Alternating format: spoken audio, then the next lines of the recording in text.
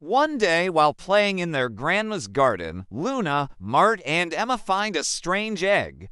The egg was a beautiful shade of light blue and it was humming a really sweet tune. But the children were very worried because something like this had never happened before. "We need to do something," said Luna. "I don't want the egg to break." "Me neither," said Mart. "But what can we do?" asked Emma. "I have an idea," said Luna.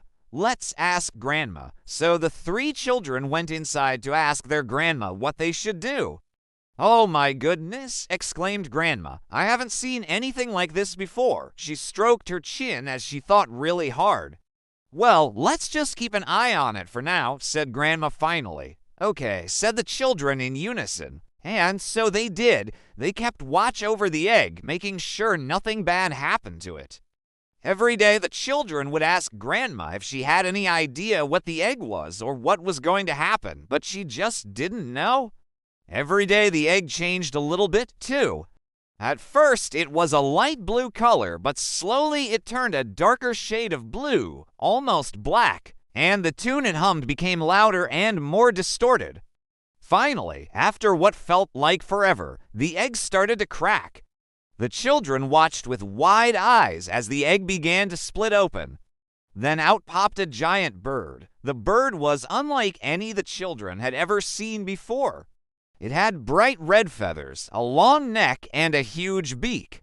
It also had sharp claws and wings that spanned the entire garden. "Oh my goodness," cried Emma. "What are we gonna do?" But before anyone could react, the bird spoke. "Thank you for protecting my egg," it said in a deep voice. "I am a phoenix. Who are you?" "I'm Luna," said Luna. "This is my brother Mart and my sister Emma, and this is our grandma. It's nice to meet you all," said the phoenix. "Now I must be on my way. I have far to go and many others to help." With that, the phoenix spread its wings and soared into the sky. The children and their grandma watched in awe as the phoenix flew away. "Well, that was exciting," said Mart. "I can't believe we made a friend for life," said Luna. "Me neither," said Emma. "Let's go tell the others." And so the children ran off to tell everyone about the magical phoenix they had met. After a while, though, Luna felt something wasn't right. "I think the phoenix might be in trouble," she said. "Why do you think that?" asked Mart. "Because it sounded really sad when it spoke to us," replied Luna, "and it flew away in such a hurry. I bet it was going to warn its friends about something." "You're right," said Mart. "We have to help." So the children got on their bikes and started following the phoenix. They followed it over hills and through valleys, and finally they saw where it had gone. The phoenix had flown to a tall tree, and perched on a branch was another bird, but this one was in very big trouble. Its wing was caught in a hunter's net. "Quick, we have to do something," said Luna, but before she could come up with a plan, Mart had already jumped into action. He ran over to the tree and started untangling the bird's wing from the net. Once he had freed the bird, it flew away to join the others. When all the birds had flown away, Mart, Luna, and Emma climbed the tree to see what they could find. In the net, they found some feathers, a broken egg, and a small bird.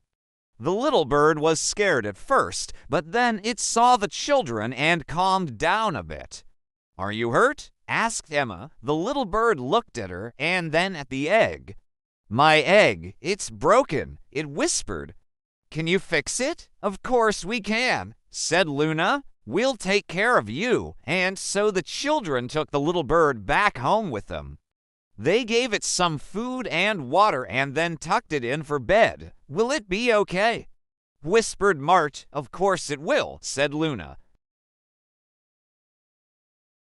Every day the children would check on the little bird, making sure it was okay. And every day it got a little bit stronger.